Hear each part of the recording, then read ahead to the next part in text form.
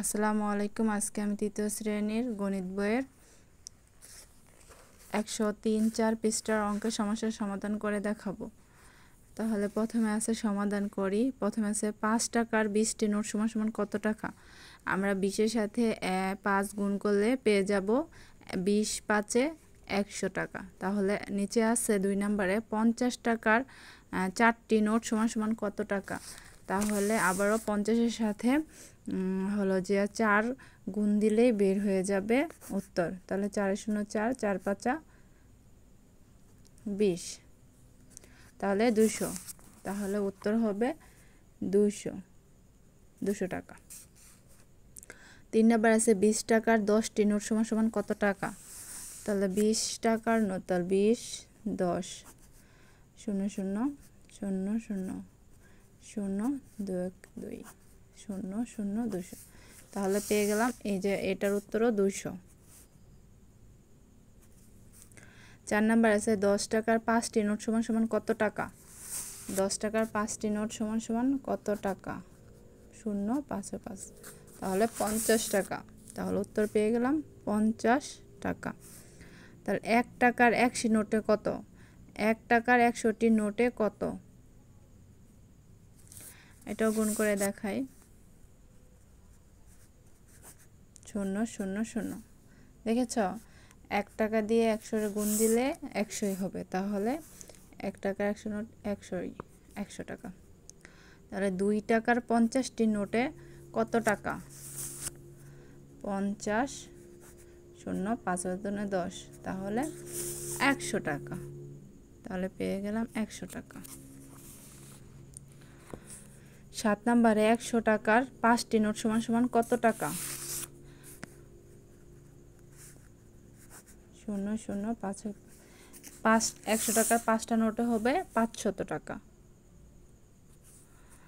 500 টাকার 2টি নোটে কত টাকা। তাহলে 500 সাথে 2 গুণ দিলে পেয়ে যাব উত্তর 5 5 10, তাহলে 1000 টাকা। তাহলে উত্তর হবে 1000। 10 টাকা সমান সমান 10টি নোট সমান সমান 200 টাকা। আমাদের উত্তর দিয়ে দিচ্ছে 200 টাকা, কিন্তু আমাদের বের করতে হবে কত সাথে কত গুণ দিলে 200 টাকা হয়। তাহলে আমরা 10 দিয়ে 200-এ ভাগ দিব, তাহলে উত্তর পেয়ে যাব। তাহলে 10 দুবার যায় 0, এই জায়গায় একটা 0 নেব, এই জায়গায় একটা 0 নেব, উত্তর পেয়ে গেলাম 20। তাহলে এই জায়গায় হবে 20। তাহলে 10 টাকার 20টি নোটে 200 টাকা। তাহলে 100 টাকার এই খালি ঘরে টি নোট সমান সমান 1000 টাকা। এখন বের করবো। তাহলে 100 দিয়ে 1000-এ ভাগ দিব।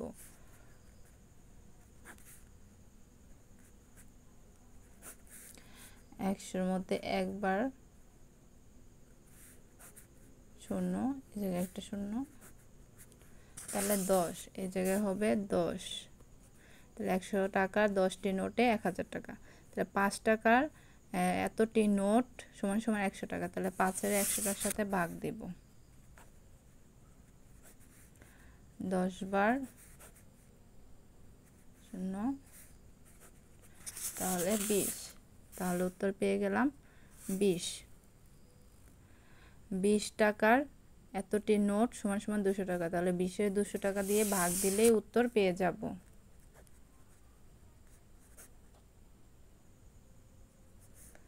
তাহলে একবার যায় 20-এর মধ্যে 0 0 0 0, তাহলে 10।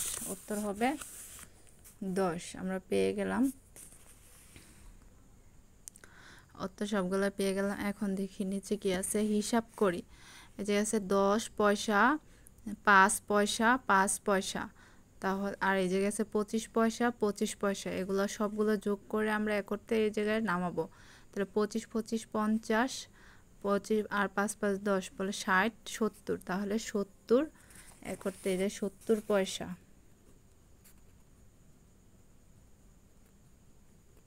পয়সা।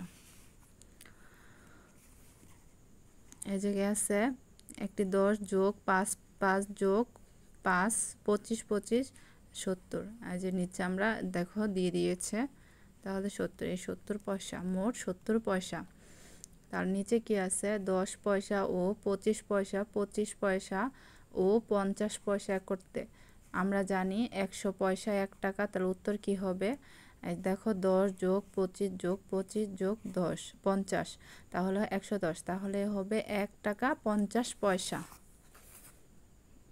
1 টাকা 50 পয়সা।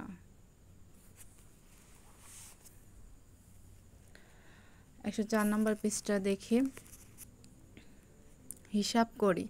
প্রথম আছে 1 পয়সা যোগ 5 পয়সা যোগ 10 পয়সা যোগ 25 পয়সা যোগ 3 টাকা। তাহলে আমরা দেখতেছি যে 3 টাকা আছে আর সবগুলো পয়সা, তাহলে আমরা এগুলো সব যোগ করি। 5 5 10, 10 20, 25 হয় 45, তাহলে 3 টাকা 45 পয়সা। 3 টাকা 45 পয়সা।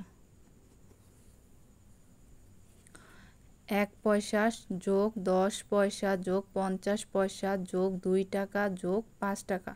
তাহলে টাকাগুলো আমরা যোগ করব আর পয়সাগুলো যোগ করব।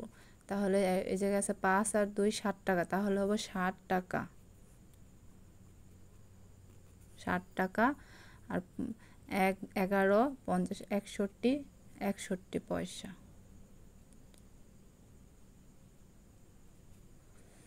এই জায়গায় আছে 20 টাকা যোগ 25 পয়সা, 20 টাকা যোগ 25 পয়সা যোগ 50 পয়সা যোগ 30 টাকা।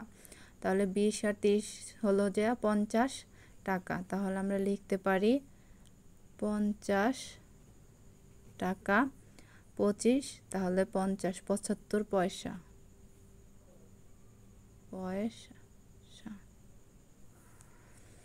5 পয়সা যোগ 25 পয়সা, তাহলে 5 25 30 আর 10 12 10, তাহলে 10 টাকা 12 টাকা এই জায়গায় পয়সা আছে, তাহলে 30 40, তাহলে 12 টাকা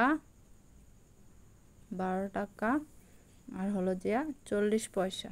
40 পয়সা। আমরা উত্তর পেয়ে গেলাম। সবাই আমার চ্যানেলটি সাবস্ক্রাইব করে দিবে। ধন্যবাদ।